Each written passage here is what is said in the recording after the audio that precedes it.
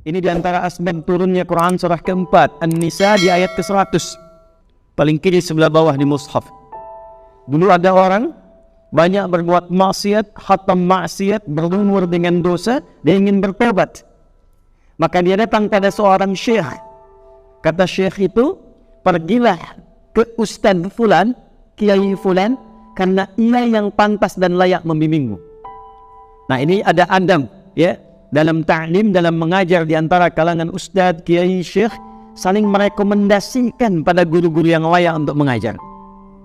Kalau di sini ada pakar Quran, jamaah ingin belajar hadis, referensikan pada ustadz yang ahli hadis, referensikan pada ustadz yang ahli fiqih, sehingga setiap jamaah mendapatkan bagian dari apa yang didapatkannya. Maka berangkat orang itu, di pertengahan tiba kemudian belum sampai ke tujuan, jaraknya persis tengah-tengah lebih sejengkal. Datanglah maut menjemputnya. Anda bayangkan, di pertengahan dia berangkat ingin taubat, kalimat taubatnya mendatangkan cinta Allah. Di taubat itu di antara amalan yang mempercepat datangnya cinta Allah. Dalilnya Quran surah kedua Al-Baqarah di ayat 222. Innallaha yuhibbut tawwabin. Sungguh Allah sangat mencintai pelaku maksiat yang mau bertobat.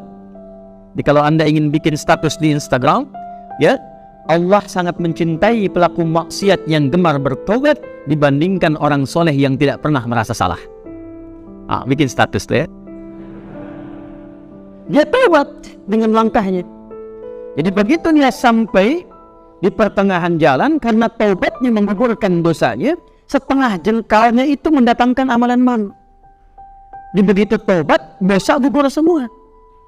Sejengkal itu melahirkan amalan baru. Maka ditetapkanlah ia sebagai penghuni surga.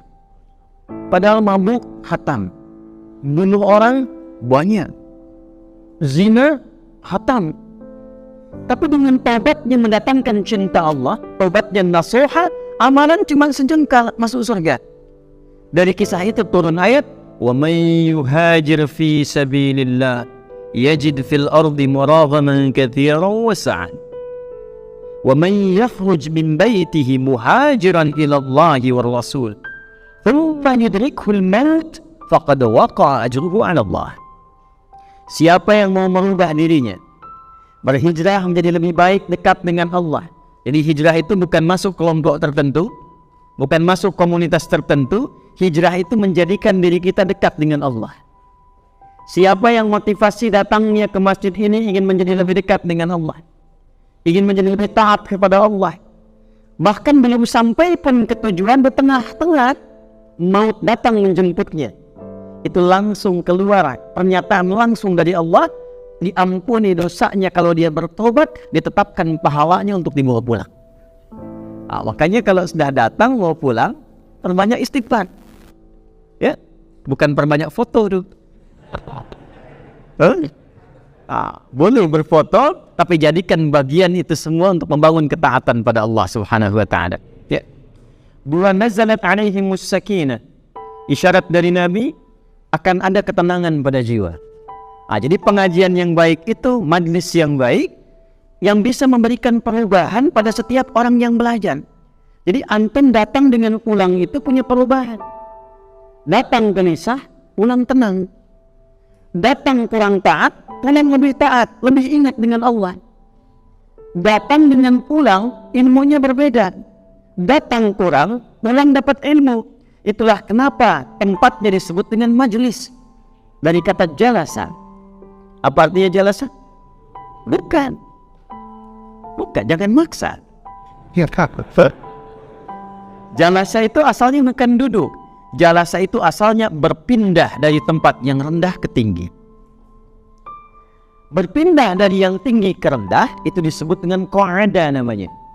Jadi kalau saya berdiri kemudian saya duduk, itu bahasa Arabnya qa'ada. Perintahnya uq'ud, sifatnya disebut dengan qu'ud.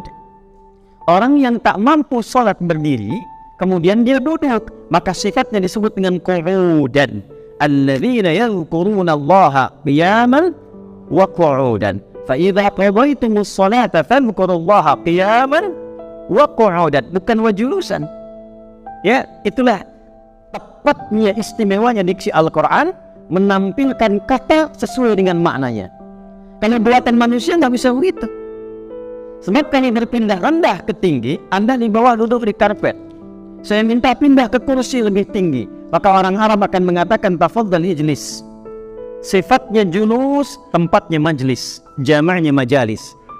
Kenapa tempat belajar disebut dengan majlis? Majlis ilmu, majlis ta'lim. Karena ada isyarat dari Quran. Kalau datang ke tempat ngaji itu, mesti mengangkat derajat kita dari sebelumnya yang rendah jadi lebih tinggi. Itulah majlis yang di-share. Itulah majlis yang diluaskan informasinya. Karena merubah keadaan diri kita dari yang rendah menjadi lebih tinggi di hadapan Allah Subhanahu wa ta'ala. Itu yang dimaksud Quran surah ke-58 ayat yang ke-11. Ya ayyuhalladzina amanu. Hai semua orang yang beriman tanpa kecuali. Yakni disebutkan 361 kali dalam Al-Quran, memanggil yang dekat, menengah dan jauh. Nidaul qarib, mutawassit wal ba'id.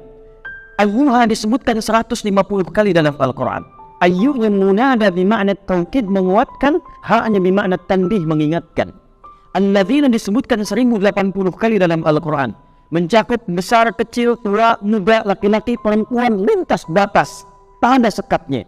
Ketika Allah memanggil orang beriman untuk belajar pengetahuan, kata Allah, hei, aku tak peduli siapapun kalian, laki-laki, perempuan, besar, kecil, tua, muda, sepanjang punya iman. Walaupun imannya keadaannya berbeda, ada yang kuat sampai dekat dengan Allah. Jangankan salat fardu, salat sunnah dia kejar-kejar. Subuh jam 4.35 dia bangun dari mulai jam 3:30. Ada yang imannya tengah-tengah, 4.35 dipanggil, 4.35 dia datang. Allahu Akbar, Allahu Akbar. Sudah ada. Ada yang imannya lemah sehingga jauh dari Allah, dipanggil 4.35 baru bangun 5.34. Itu pun belum ingat salat.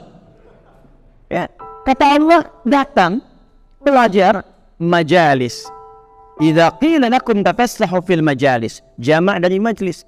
Apa yang diangkat? Lihat ujung ayatnya. Yarfa'illahu alladhina amanu minkum walladhina utul ilma darajat. Dua. Satu iman, yang kedua ilmu. Jadi antum tuh belajar ngaji, kata Quran pesan pertamanya mesti terangkat derajat di sisi Allah. Bagaimana cirinya orang terangkat derajat itu? Imannya makin menguat. Nih, ngaji itu imannya makin kuat nggak? Makin kenal Allah nggak? Makin kenal Rasulullah tidak? Karena dengan pengajian itu membuat kita lebih dekat dengan Allah, itulah yang disebut dengan majalis. Semangat. Yang kedua, ilmu nambah. Karena kalau iman saja jadi kuat tanpa ilmu, bahaya. Saya tobat ya Allah, saya akan mendekat kepadamu. Kemarin saya jarang sholat, besok apa-apa subuh saya hafal 4 rakaat. Nggak bisa. Butuh ilmu supaya mengajarkan kepada kita, membimbing kuatnya iman, mengerjakan amal soleh dengan cara yang benar. Nah, ciri iman itu yang pertama diberikan adalah ketenangan. Iman itu dari kata aman. Ya alladzina amanu wa lam yalbisu imanahum bidzulmin ulaika lahumul amnu wa hum muhtadun. Orang beriman kalau imannya benar itu kata Allah, maka ciri pertama yang diberikan kepadanya ketenangan dalam jiwanya. Karena itu semua kata iman dalam Al-Quran ketika disandingkan dengan amal soleh itu hasilnya ketenangan. Al-Baqarah misalnya di ayat yang ketiga, kalimat iman pertama, alladzina yu'minuna bil ghaib wa yuqimuna shalah. Iman dan salat, apa fungsi salat? Di antara fungsi yang memberikan ketenangan pada jiwa. Makanya antum kalau masuk tempat salat saja, masjid tempat salat, itu minum salat sudah tenang. Nggak percaya silakan masuk rumah sendiri dengan masuk rumah Allah ke masjid, tenang mana? Masjid tempatnya sudah tenang. Karena itu dulu para sahabat mau kerja berangkat dari masjid, pulang kerja mampir ke masjid supaya yang dibawa ke rumah itu aura masjid lebih tenang. Kadang-kadang di jalan ketemu mobil macet dan sebagainya, pekerjaan di dalam kantor luar biasa banyaknya, yang dibawa ke rumah aura kantor capek. Datang ke masjid, sholat 2 rakaat, dapat ketenangan, dia tawakal kepada Allah. Ya Allah, Engkau perintahkan aku untuk ikhtiar, telah aku kerjakan. Engkau janjikan untuk memberikan rezeki, aku tawakal kepadamu. Pulang ke rumah tenang.